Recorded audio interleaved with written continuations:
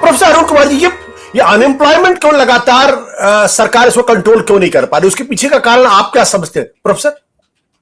देखिए, बेरोजगारी के पीछे कई कारण हैं। जी। एक तो सरकार की नीतियां हैं, दूसरा जिस प्रकार की टेक्नोलॉजी आ रही है उससे बहुत जबरदस्त डिस्प्लेसमेंट हो रहा है।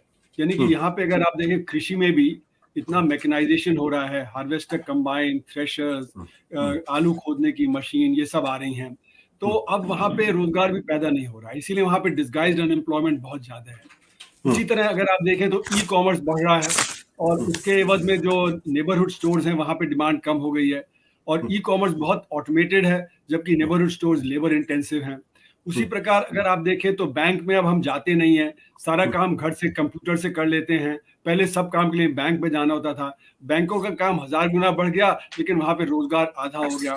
तो बहुत बड़े लेवल पे है, और ये चैलेंज और बहुत ज्यादा तेजी से बढ़ेगा, क्योंकि जिस प्रकार से आर्टिफिशियल इंटेलिजेंस बढ़ रही है, कॉल सेंटर्स, बीपीओ बंद होने वाले हैं। बहुत सारा जो सेमी स्किल लेबर है, जैसे ड्राइवर्स वगैरह की नौकरियां, वो दुनिया में खत्म हो रही हैं, क्योंकि ऑटोमेटेड व्हीकल्स वगैरह आ जाएंगी, अगर जिस प्रकार से तेजी से ये चल रहा है। तो इसलिए जो कारण है जो बेरोजगारी के, वो कई हैं। उसमें काले धन की अर्थव्यवस्था भी शामिल है, क्योंकि काले धन की अर्थव्यवस्था से जो हमारी प्रोडक्टिविटी है वो कम हो जाती है इन्वेस्टमेंट की, और उससे, जैसे मैं कहता हूँ कि digging holes and filling holes वाली है, कि शॉर्ट टर्म एम्प्लॉयमेंट होता है, लेकिन लॉन्ग टर्म में उसमें एम्प्लॉयमेंट नहीं होता है। उसमें पब्लिक फाइनेंस भी जो जुड़ा हुआ है। जो अगर आप हमारे देखें, इनडायरेक्ट टैक्स से ज्यादा पैसा उठाया जाता है, जो इन्फ्लेशनरी है। डायरेक्ट टैक्स से कम पैसा उठाया जाता है। तो नहीं, इतने सारे कारण हैं जिसकी वजह से बेरोजगारी हमारे देश में बेतहा। और बेरोजगारी भी 4 तरह की है। एक तो बेरोजगारी वो है जो काम ढूंढ रहे हैं, जिनको काम नहीं मिल रहा है। दूसरे वो हैं जिन्होंने काम ढूंढना ही बंद कर दिया, जिसके जैसे जिक्र अभी संतोष जी ने किया था। करीब 19 करोड़ लोग हैं जिन्होंने काम ढूंढना बंद कर दिया, क्योंकि हमारा लेबर फोर्स पार्टिसिपेशन रेट करीब 45% के आसपास है। सीएमआई का आंकड़ा अलग है, सरकार का आंकड़ा अलग है।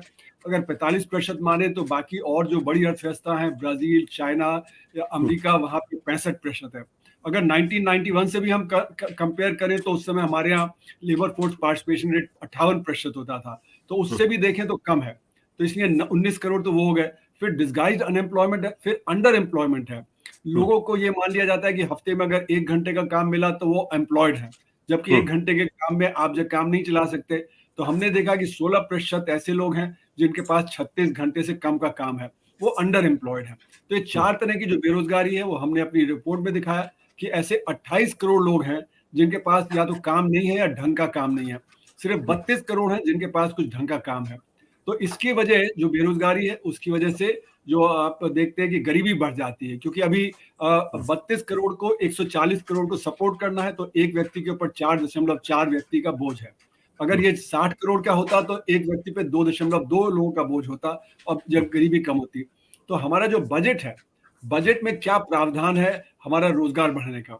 अगर आप देखें तो जितनी भी लेबर इंटेंसिव स्कीम्स हैं, वहां पे कटौती हो जाती है। जैसे कि हमारा रूरल एम्प्लॉयमेंट गारंटी स्कीम है, इस साल तो बढ़ा दिया, क्योंकि पहले वो काट दिया था, 60,000 करोड़ रुपए किया, फिर 86,000 करोड़ किया। अभी भी वो 86,000 करोड़ है, जो कि रियल टर्म में कम हो जाएगा, क्योंकि इन्फ्लेशन है।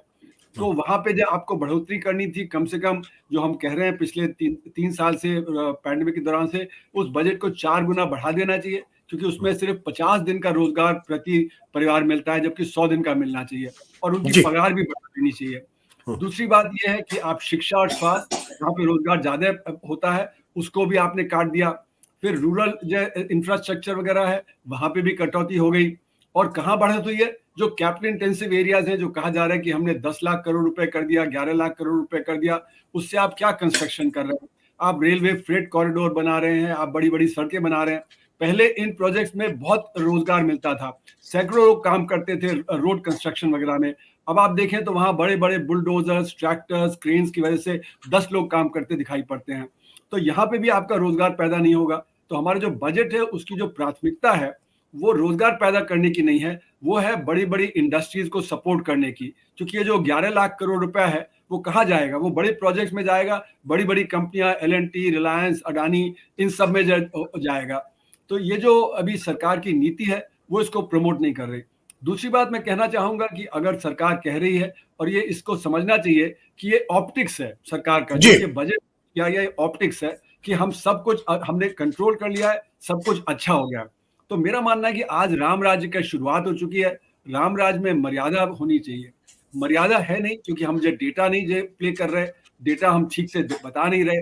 जैसे कि कृषि का डेटा है वो सही नहीं है, जीडीपी का डेटा है वो सही नहीं है, और हम कह रहे हैं कि हम $30 ट्रिलियन की अर्थव्यवस्था बन जाएंगे 1947 तक। तो $30 ट्रिलियन के लिए तो आपको 10% का ग्रोथ रेट चाहिए, जैसे कि संतोष कह रहे थे। तो 10% का ग्रोथ रेट तो आप अचीव करने वाले नहीं है। तो इसलिए जो आंकड़ों का खेल है वो भी जी। एक तरह रामराज की शुरुआत नहीं है और मर्यादा में सही नहीं है। तो कुल मिला के जो बजट है वो ऑप्टिक्स का बजट है, वो रियल बजट इस सेंस में नहीं है। जैसे आलोक जी कह रहे थे कि वो बजट तो जुलाई में आएगा, पर अभी जो ये बजट दिया गया है वो सिर्फ ऑप्टिक्स का है। और वो आपने देखा राष्ट्रपति का भाषण भी इसी तरह का था। उन्होंने सब गिनाया कि सब कुछ ठीक हुआ है, 10 साल में सब कुछ ठीक हो गया है, हमने जब जी। ज्यादा किया पहले कम था, वगैरह वगैरह। बिल्कुल।